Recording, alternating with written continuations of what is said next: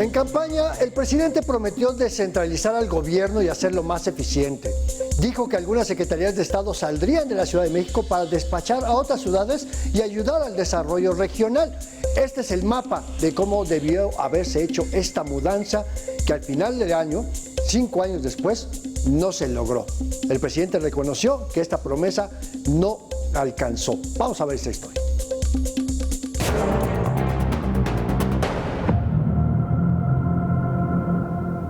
El 1 de diciembre de 2018, el mismo día de su toma de protesta como presidente, el jefe del Ejecutivo prometió descentralizar al gobierno federal mudando las secretarías de Estado a diferentes territorios. En su lista de promesas es el compromiso 54 que dice: se descentralizará el gobierno federal y las secretarías van a estar ubicadas en distintos estados de la República porque todo el país es México. Este proceso se llevará a cabo de manera voluntaria sin afectar a los trabajadores al servicio del Estado. Por el contrario, tendrán oportunidades para la adquisición de viviendas, educación para sus hijos, atención médica y seguridad social. Entonces tienes que crearle las condiciones porque ese número de personas va a llegar a generar una serie de, digamos, de actividades y de necesidades, ¿no? O ya lo decías, áreas de vivienda, áreas o instituciones educativas para los hijos, instituciones de salud. Este era el mapa prometido por el presidente para llevar las dependencias a los estados y ahorrar recursos en su operación sin lesionar los derechos laborales. Gobernación, Defensa Nacional, Marina y Hacienda permanecerían en la capital del país por razones de seguridad nacional, argumentó el presidente. De 15 secretarías que se mudarían, solo 2 realizaron acciones que no representaron el desplazamiento de funciones de gobierno, es decir, no hubo descentralización. La administración pública descentralizada se caracteriza por tener personalidad jurídica y patrimonio propio. Una dependencia centralizada no tiene esas características, ni jurídicas ni organizacionales. Entonces no estamos hablando de un proceso de descentralización, estamos hablando de un proceso de desconcentración. Esta desconcentración administrativa quedó incompleta porque al iniciar este gobierno se ordenó la desaparición de delegaciones federales, por lo que los trámites se concentraron en las oficinas centrales de las dependencias. El hacer gestiones es importantísimo para cualquier dependencia, ¿no? Y lamentablemente, yo lo digo lamentablemente, porque el grueso de las dependencias si bien es cierto, antes había delegaciones y las delegaciones habían llegado a un punto en el que se podía descentralizar algunas decisiones, eso ya quedó fuera. Mega Noticias, Andrés Solís.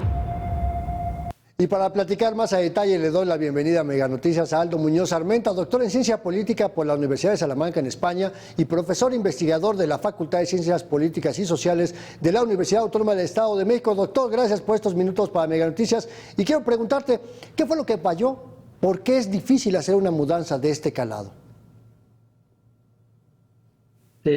Mira, es una cosa muy interesante porque el discurso de la descentralización administrativa empezó más o menos en los años 80 del siglo pasado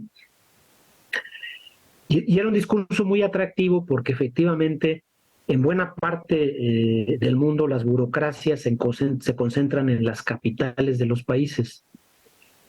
Y esto no solamente era una cuestión, digamos, de orden político y administrativo, sino que también dificulta que la respuesta del gobierno a situaciones diversas en salud, en educación, en seguridad, en temas de justicia.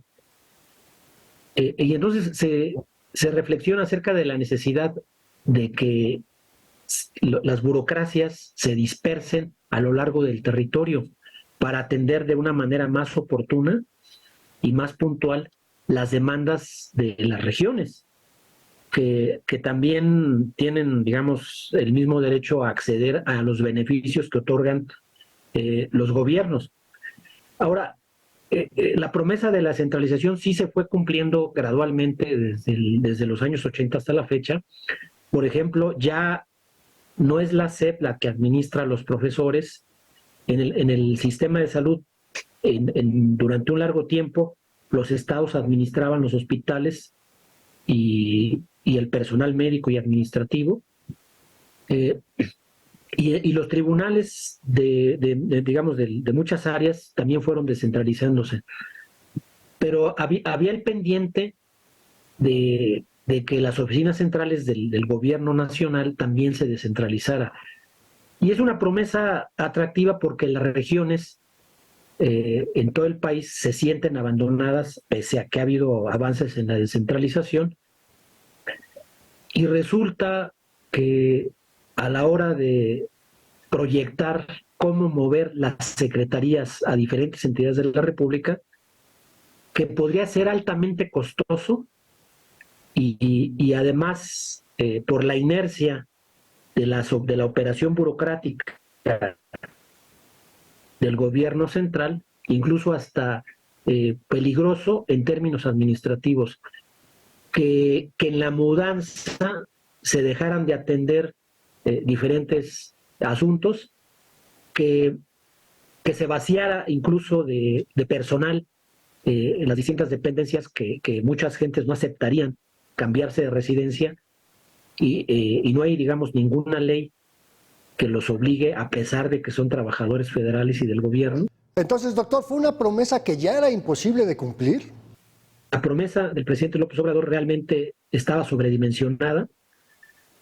Quizá como no había tenido la experiencia y no había tenido que ver con el gobierno central, no dimensionó su promesa, y yo creo que cuando asume el poder se da cuenta del costo económico, del costo humano, del costo administrativo y del costo político que hubiera implicado mover una sola secretaría. En 5 años, solo las Secretarías de Cultura y Salud hicieron un esfuerzo para mudarse a Tlaxcala y Acapulco respectivamente, pero terminaron costándonos dinero y no generaron beneficios ni para la población que atienden, ni para sus miles de trabajadores y trabajadoras que siguen viviendo en sus lugares de origen. Estas gráficas nos muestran cuánto gastaron estas dependencias en esta supuesta mudanza. Gasto que, claro, corrió a cargo del erario público, que pagamos con todos nuestros impuestos y que nos van a seguir costando para poderlo recuperar en los siguientes años de estas mudanzas que no se lograron hacer como lo había prometido el presidente y que reconoció que es una promesa que no logró cumplir. Para mayor información, recuerde visitarnos en meganoticias.mx y por favor, acompáñenos en todas nuestras plataformas sociodigitales.